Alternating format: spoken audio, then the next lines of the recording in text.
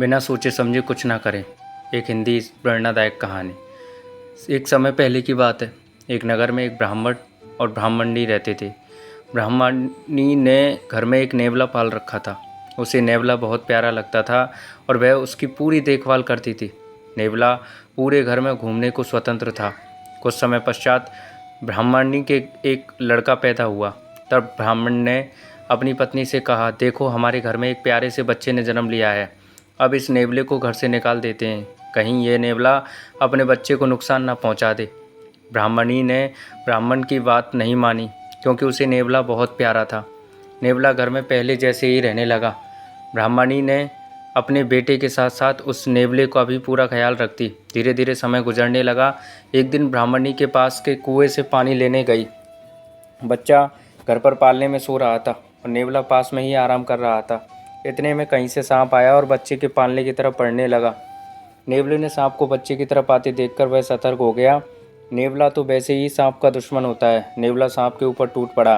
बहुत देर सांप से लड़ाई लड़ने के बाद नेवले ने सांप के टुकड़े टुकड़े कर दिए और इस कारण घर में सब तरफ खून के छींटे बिखर गए। नेवले का मुंह भी खून से भर गया। नेवला बहुत ही खुश हुआ कि उसने अपने मालिक के बेटे की जान बचा ली।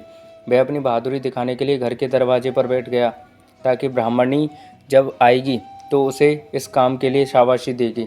जब ब्राह्मणी कुएं से पानी लेकर लौटी तो उसने दरवाजे पर खून से सने हुए नेवले को देखा। यह देखकर वह बहुत ही घबरा गई थी। उसे विचार आया कि इस दुष्ट नेवले ने मेरे बेटे को मार दिया है। इसलिए वह गुस्से से आग बबूला हो गई और उसने अपने पानी से भरे हुए घड़े को नेवले के ऊपर जोर से पटक दिया। नेवला तुरंत ही मर गया। ब्राह्मणी रोती हुई घर के अंदर भागी। अंदर जाकर उसने देखा तो बच्चा आराम से पालने में सो रहा था और पास में ही मरे हुए सांप के टुकड़े पड़े हुए थे। यह देखते ही उसे अपनी भूल मालूम हुई। ब्राह्मणी अब पछताने लगी कि नेवले के अच्छे काम के बदले मैंने उसकी जान ले ली। ब्राह्मण जब शाम को घर लौटा तो उसे सारी बात बताई। उसने ब्राह्मणी से कहा, बिना सोच विचारे जो काम किया जाता है उसका ऐसा ही परिणाम होता है। तो दोस्तों, हमारे जीवन में भी बहुत सारे पल ऐसे आते हैं जिसमें हम आवेश में आ जाते हैं।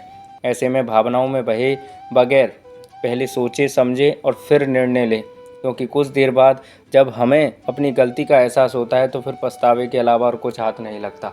तो दोस्तों, ब्राह्मणी और ब्राह्मण की ये कहानी आपको कैसी लगी कमेंट में बताइएगा, और अच्छी लगी तो अपने दोस्तों के साथ शेयर कीजिएगा दोस्तों, और सुनते रहने के लिए चैनल को सब्सक्राइब कर लीजिएगा। थैंक यू दोस्तों।